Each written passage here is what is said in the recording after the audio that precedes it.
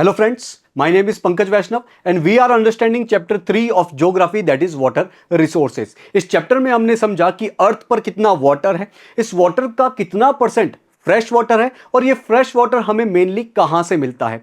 फिर हमने समझा कि वाटर स्कैरसिटी क्या होती है, वाटर स्कैरसिटी के अलग अलग रीजंस क्या है और वाटर स्कैरसिटी से टैकल करने के लिए हम क्या क्या कर सकते हैं। फिर हमने देखा कि डैम्स क्या होते हैं और डैम्स को मल्टीपर्पज प्रोजेक्ट्स क्यों कहा जाता है और यह भी देखा कि इन डैम्स के अलग अलग चैलेंजेस क्या है। और लास्ट में हमने ये देखा कि roof top rain water harvesting क्या होता है और क्यों ये प्रेजेंट टाइम में बहुत ज्यादा इंपॉर्टेंट है। आज के सेशन में इस चैप्टर के हम एक्सरसाइज को देखने वाले हैं। तो सबसे पहले मल्टीपल चॉइस क्वेश्चंस है। The first question is based on the information given below classify each of the situations as suffering from water scarcity और not suffering from water scarcity. तो यहां पर चार कंडीशन दी गई है, हमें बताना है कि कौन सी condition suffering from water scarcity है और कौन सी condition not suffering from water scarcity है। एक कंडीशन दी हुई है region with high annual rainfall. भाई जिन रीजन्स में रेनफॉल बहुत ज्यादा है क्या वहां पर वाटर स्कैरसिटी होगी? क्या नहीं होगी। तो हम यहां पर लिख देते हैं नॉट स्कैरसिटी, वाटर स्कैरसिटी नहीं है। B regions having high annual rainfall and large population. जिन एरिया में रेनफॉल बहुत ज्यादा हाई है लेकिन सामने पॉपुलेशन भी बहुत ज्यादा है वहां पर वाटर स्कैरसिटी होगी। तो हम यहां पर एस लिख लेते हैं, यहां पर स्कैरसिटी होगी वाटर की। सी स्टेटमेंट है region having high annual rainfall but water is highly polluted. बोला जा रहा है कि रीजन जहां पर ज्यादा रेनफॉल होती है लेकिन वहां का पानी पॉल्यूटेड है तो वहां पर वाटर स्कैरसिटी होगी, एस लिख देते हैं। D reason having low rainfall and low population. ऐसे रीजन जहां पर रेनफॉल कम होती है लेकिन वहां की पॉपुलेशन भी कम है तो वहां पर स्कैरसिटी नहीं होगी, यहां पर हम नॉट वाटर स्कैरसिटी लिख लेते हैं। नेक्स्ट इसी में सेकंड क्वेश्चन है which one of the following statements is not an argument in favour of multipurpose river projects. बोला जा रहा है कि मल्टीपर्पज रिवर प्रोजेक्ट्स यानी कि डैम्स के फेवर में इनमें से कौन सा स्टेटमेंट नहीं है। तो बेसिकली यह पूछा जा रहा है कि इन डैम्स या मल्टीपर्पज रिवर प्रोजेक्ट्स के अगेंस्ट में कौन सा स्टेटमेंट है। एक एक करके पढ़ते हैं। Option A multipurpose projects bring water to those areas which suffer from water scarcity. बोला जा रहा है कि जिन एरिया में वाटर स्कैरसिटी होती है उन एरिया में ये डैम्स या मल्टीपर्पज रिवर प्रोजेक्ट जो है वो पानी ले जाने का काम करते हैं। तो ये तो फेवर में है, हमें बताना है कि कौन सा फेवर में नहीं है। तो ये तो फेवर में है। B option is multipurpose projects by regulating water flow helps to control floods. बोला जा रहा है कि ये जो डैम्स होते हैं मल्टीपर्पज रिवर प्रोजेक्ट्स होते हैं वो फ्लो को कंट्रोल करके फ्लड के कंट्रोल में भी इनडायरेक्टली हेल्प करते हैं। तो ये तो इन मल्टीपर्पज रिवर प्रोजेक्ट्स के फेवर में हो गया है, हमें बताना है कि कौन सा इनके फेवर में नहीं है या फिर अगेंस्ट में है। तो ये तो फेवर में हो गया है। C. Multi-purpose projects led to large scale displacements and loss of livelihood. बोला जा रहा है कि ये जो मल्टीपर्पज रिवर प्रोजेक्ट्स बनाए जाते हैं उनकी वजह से बहुत सारे लोगों को अपनी लैंड से डिस्प्लेस होना पड़ता है, उस जगह को छोड़ना पड़ता है और इसकी वजह से उनकी लाइवलीहुड भी लॉस हो जाती है। तो ये मल्टीपर्पज रिवर प्रोजेक्ट का फेवर में नहीं है, ये अगेंस्ट में है। तो यही तो पूछा गया है कि कौन सा फेवर में नहीं है, यही अपना जवाब हो जाएगा। फिर भी एक बार ऑप्शन नंबर डी को देखते हैं। Multipurpose projects generate electricity for our industries and our Holmes. बोला जा रहा है कि इन मल्टीपर्पज रिवर प्रोजेक्ट्स के थ्रू इलेक्ट्रिसिटी का प्रोडक्शन होता है जिसकी वजह से इंडस्ट्रीज और होम्स को फायदा होता है, उनको इलेक्ट्रिसिटी मिलती है। तो ये तो फेवर में पूछा गया है ना, ये तो फेवर में बोला गया है। तो अपना जवाब क्या हो जाएगा? ऑप्शन नंबर सी, जो कि मल्टीपर्पज रिवर प्रोजेक्ट के फेवर में नहीं है बल्कि अगेंस्ट में है। आगे बढ़ते हैं इसी में third question. Here are some false statements, identify the mistakes and rewrite it correctly. बोला जा रहा है कि कुछ स्टेटमेंट दिए हुए हैं और इसने खुद ही बोला है कि इनमें कुछ मिस्टेक्स है, इनको आप सही करके लिखिए। ए है multiplying urban centres with large and dense populations and urban lifestyles have helped in proper utilization of water resources। बोला जा रहा है कि अर्बन एरियाज में पॉपुलेशन बढ़ने की वजह से और उस पॉपुलेशन उन लोगों की लाइफस्टाइल एनहांस होने की वजह से वाटर रिसोर्सेज का प्रॉपर यूटिलाइजेशन हो रहा है क्या? नहीं, वाटर रिसोर्सेज का डिप्लीशन हो रहा है। जैसे जैसे अर्बन एरियाज बढ़ेंगे, अर्बन एरिया में पॉपुलेशन बढ़ेगी और उन पॉपुलेशन की लाइफस्टाइल ऐसी होगी कि वाटर रिसोर्स स्पेस पे दबाव पड़ेगा, तो उसकी वजह से वाटर रिसोर्सेज का यूटिलाइजेशन नहीं हो रहा है, प्रॉपर यूटिलाइजेशन नहीं हो रहा है, बल्कि उनका डिप्लीशन हो रहा है। तो इसको सही करके हमें लिखना है।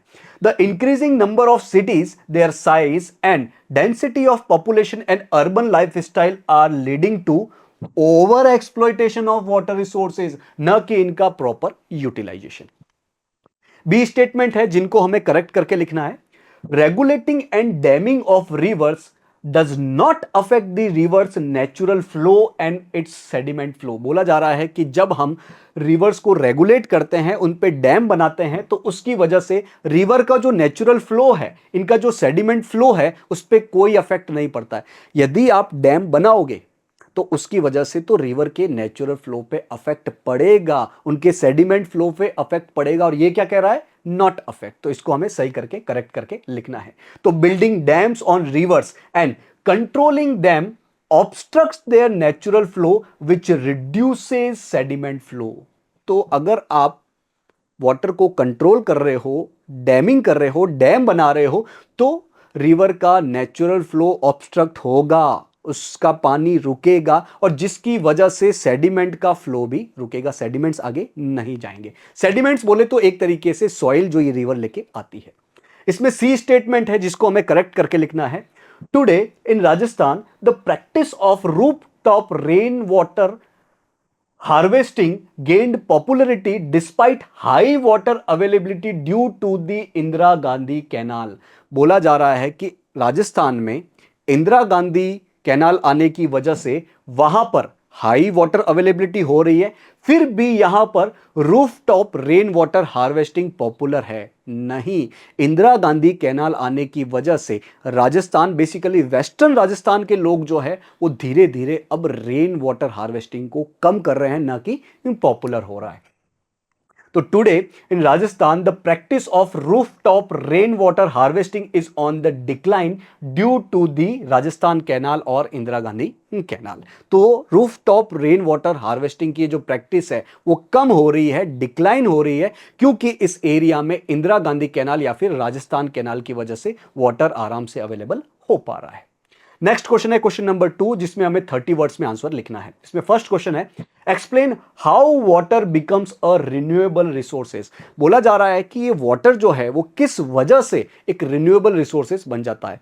हमने समझा था कि कैसे ओशंस में, सीज में जो वाटर होता है वो इवेपोरेशन की वजह से एटमॉस्फेयर में चला जाता है, इसका कंडेंसेशन होता है, फिर क्लाउड्स बनते हैं, क्लाउड्स विंड की वजह से एक जगह से दूसरी जगह पर फ्लो करते हैं, और जहां पर इसके फेवरेबल कंडीशन मिलती है वहां पर इनकी वजह से रेन हो जाती है, बारिश हो जाती है, और पानी अर्थ पे आ जाता है। फिर पानी अर्थ पे आकर कुछ पानी तो रिवर्स में चला जाता है और रिवर्स का पानी वापस फिर ओशन में चला जाता है, और कुछ पानी जो है वो अंडरग्राउंड में चला जाता है।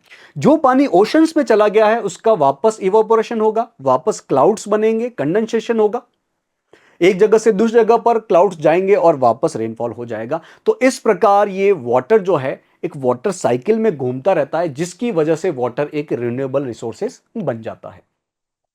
तो we get water from surface runoff and ground water sources. तो हमें पानी कहां से मिलता है? सरफेस रन ऑफ से मिलता है, यानी कि नदियों से मिलता है, या फिर लेक से मिलता है, या फिर हम अंडरग्राउंड वाटर का इस्तेमाल करते हैं।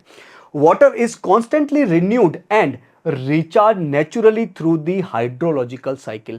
तो ये जो वाटर है वो हाइड्रोलॉजिकल साइकिल की वजह से कंटिन्यूअसली रिन्यूड होता रहता है, कंटिन्यूअसली इसका रिचार्ज होता रहता है। All water remains in motion in the water cycle और hydrological cycle which ensures water renewed. तो जितना भी पानी है वो हाइड्रोलॉजिकल साइकिल में, वाटर साइकिल में घूमता रहता है, जिसकी वजह से ये एंश्योर हो पाता है कि वाटर रिन्यू होता रहे और वाटर एक रिन्यूएबल रिसोर्सेस बन जाता है। नेक्स्ट क्वेश्चन इसी में सेकंड क्वेश्चन है, what is water scarcity and what are its main causes. बोला जाता है कि वाटर स्कैरसिटी क्या होती है और उसके मेन कॉजेज क्या है। वाटर स्कैरसिटी मतलब वाटर की जितनी नीड है, जितनी डिमांड है, उतना पानी नहीं होना, वाटर की कमी होना, इसे ही कहा जाता है वाटर स्कैरसिटी। और वाटर स्कैरसिटी का मेन रीजंस क्या है, हम ह्यूमंस और हमारी अलग अलग एक्टिविटीज, जैसे कि हम एग्रीकल्चर में एक्सेसिव इरिगेशन करते हैं, अर्बनाइजेशन की वजह से, इंडस्ट्रियलाइजेशन की वजह से, इन सब की वजह से वाटर का पॉल्यूशन होता है, जिसकी वजह से वाटर कम हो रहा है। हमें जितनी नीड है उतना हमें पानी नहीं मिल रहा है और बहुत सारे लोगों को तो पीने के लिए भी साफ और इनफ वाटर नहीं मिल पाता है।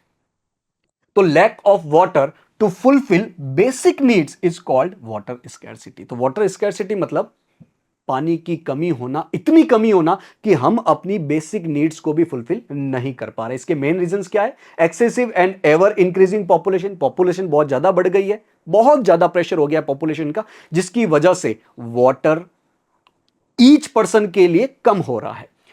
Over use of available water, हम अवेलेबल वाटर को बहुत ज्यादा यूज करते हैं। वाटर पॉल्यूशन हो रहा है अलग अलग एक्टिविटीज की वजह से, और uneven distribution of water in society. तो सोसाइटी में वाटर का अनइवन डिस्ट्रीब्यूशन है, किसी एरिया में जरूरत से ज्यादा बारिश होती है और किसी एरिया में जरूरत जितनी भी बारिश नहीं हो पाती है। इसकी वजह से हमें वाटर स्कैरसिटी का सामना करना पड़ता है।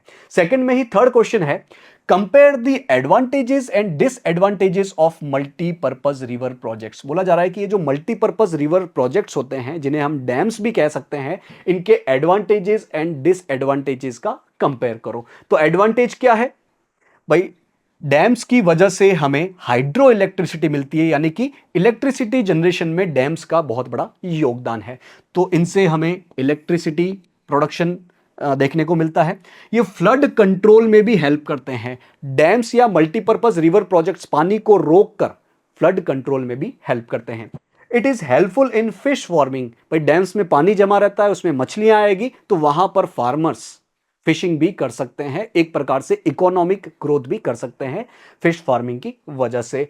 इट प्रमोट्स टूरिज्म, तो डैम्स को देखने के लिए बहुत सारे लोग भी आते हैं, इसमें नाव वगैरह भी चलती है कुछ डैम्स में, इस प्रकार टूरिज्म का प्रमोशन भी होता है डैम्स की वजह से। लेकिन इनके कुछ डिसएडवांटेजेस भी है, जैसे कि रिवर्स का आपने नेचुरल फ्लो रोक दिया है, the flow of reverse is disrupted, जिसकी वजह से क्या होता है, जो लोकल फ्लोरा एंड फोना है उनको हार्म हो रहा है। अगर रिवर नेचुरल फ्लो करेगी तो वहां के जो फोना होंगे, वहां के जो जानवर होंगे, उनका ग्रोथ होगा, लेकिन आपने नेचुरल फ्लो को रोक दिया है, जिसकी वजह से उसके अंदर रह रहे फोना के नंबर्स में कमी देखने को मिलेगी। Local people lose their land, livelihood and resources, जो लोकल लोग होंगे, डैम्स बनने की वजह से उनको अपना लैंड छोड़ना पड़ेगा, उस जगह को छोड़ना पड़ेगा, जिसकी वजह से उनकी लाइवलीहुड और रिसोर्सेज से हाथ भी धोना पड़ेगा। Water pollution occurs due to stagnant water in the reservoirs of dam, तो डैम का पानी जमा रहेगा, पानी जमा रहेगा, एक ही जगह पर रहेगा, यानी कि वाटर स्टेगनेंट है, खड़ा है, पड़ा है, जिसकी वजह से हमें वाटर पॉल्यूशन भी देखने को मिलता है। अब आते हैं थर्ड क्वेश्चन की तरफ, जिसमें हमें 120 वर्ड्स में आंसर लिखना है। इसमें फर्स्ट क्वेश्चन है, discuss how rain water harvesting in semi arid regions of Rajasthan is carried out. बोला जा रहा है कि राजस्थान का जो सेमी अरिड एरिया है, जिसमें ज्यादा बारिश नहीं होती है, वहां पर रेन वाटर हार्वेस्टिंग कैसे किया जाता है। तो यह कैसे किया जाता है, रूफ टॉप पे रेन वाटर को स्टोर किया जाता है, उसको पाइप के थ्रू, जो अंडरग्राउंड टंका है, अंडरग्राउंड एक टैंक बनाया जाता है, उसमें पानी लेके जाया जाता है और उसको साल भर पीने के लिए यूज किया जाता है। और इस टंके के पास में रूम्स भी बनाए जाते हैं ताकि वो रूम ठंडे रहे। In the semi arid areas of Rajasthan, for example Bikaner, Phalodi, Barmer etcetera, underground tanks और tankas are used to collect drinking water. तो अंडरग्राउंड में टैंक्स बनाए जाते हैं जहां पर ड्रिंकिंग वाटर को कलेक्ट किया जाता है। टंका is an integral part of a well developed rooftop rainwater harvesting system which is built inside the main house और courtyard। तो ये जो टंकाज होते हैं वो रेन वाटर हार्वेस्टिंग सिस्टम का ही एक इंटीग्रल पार्ट होते हैं, और ये जो टंकाज है, अंडरग्राउंड टैंक्स है, वो कोर्ट यार्ड या मेन हाउस में ही बनाए जाते हैं। These are connected to the sloping roofs of the houses through pipes. तो ऊपर जो रूफ होती है उसको ऐसे स्लोप में बनाया जाता है ताकि यहां पर जो पानी इकट्ठा हो वो इस स्लोप के थ्रू और फिर पाइप के थ्रू इन अंडरग्राउंड टैंक्स में जा सके। Rain water from the roof flows through these drains और pipes to the underground tank where it is collected. तो इन पाइप्स के थ्रू ये जो रूफ टॉप पे रेन वाटर आया है ये टंकाज में जाता है और वहां इन टंका में इनको कलेक्ट करके रखा जाता है। The first rain water is used to clean the roofs and drains and is not collected. तो जो पहली बारिश का पानी होता है उसको तो रूफ को धोने के लिए काम में लिया जाता है ताकि रूफ साफ हो सके, और बाद में जो बारिश होगी उसको फिर कलेक्ट किया जाता है इन अंडरग्राउंड टैंक्स में। After this the rain water that falls is collected. तो पहली बारिश नहीं, उसके बाद वाली बारिश का पानी इकट्ठा किया जाता है। Rain water can be stored in the tank until the next rainy season. तो इसमें इतना पानी इकट्ठा किया जाता है कि नेक्स्ट रेनी सीजन तक चल सके। This makes it a water source providing drinking water even during the water scarce summer season. तो टैंक में जो पानी इकट्ठा किया है वो एक तरीके से रिसोर्स बन जाता है, और उस समय तो बहुत ज्यादा यूजफुल होता है जब समर्स में हमें पानी नहीं मिलता है। तो जब पानी नहीं मिलता है तो इस अंडरग्राउंड वाटर यानी कि टैंक्स में जो स्टोर्ड वाटर है उसका इस्तेमाल किया जाता है। The tanka also helps in keeping the underground rooms cool, providing relief from the heat during summer। तो इन टंकास के पास में अंडरग्राउंड में ही रूम्स बनाए जाते हैं जिसकी वजह से ये रूम्स ठंडे रहते हैं, और इन ठंडे रूम्स का इस्तेमाल किया जाता है मेनली समर में जब बहुत ज्यादा हीट पड़ती है इस राजस्थान वाले एरिया में। थर्ड में ही सेकंड क्वेश्चन है जिसमें हमें 120 वर्ड्स में आंसर लिखना है। Describe how modern adaptation of traditional rain water harvesting methods are being carried out to conserve and store water. तो बोला जा रहा है कि ये जो रेन वाटर हार्वेस्टिंग का ट्रेडिशनल तरीका है वो कैसे मॉडर्न रूप में इस्तेमाल किया जा रहा है ताकि वाटर को कंजर्व किया जा सके, वाटर को स्टोर किया जा सके। तो यानी कि ये जो rooftop rain water harvesting system है वो कोई नया सिस्टम नहीं है, ये तो एंशियंट टाइम से ही चला आ रहा है। हां, हमने इसके फॉर्म्स अलग कर दिए हैं, इनके रूप अलग कर दिए हैं। Rain water harvesting is a method of collecting rain water from drinking purpose. तो रेन वाटर हार्वेस्टिंग का मतलब क्या होता है कि बारिश के पानी को आप इकट्ठा कर रहे हो, कलेक्ट कर रहे हो ताकि हम इसको पीने के लिए और अलग अलग कामों के लिए यूज कर सके। Excellent water storage structure were found in ancient India.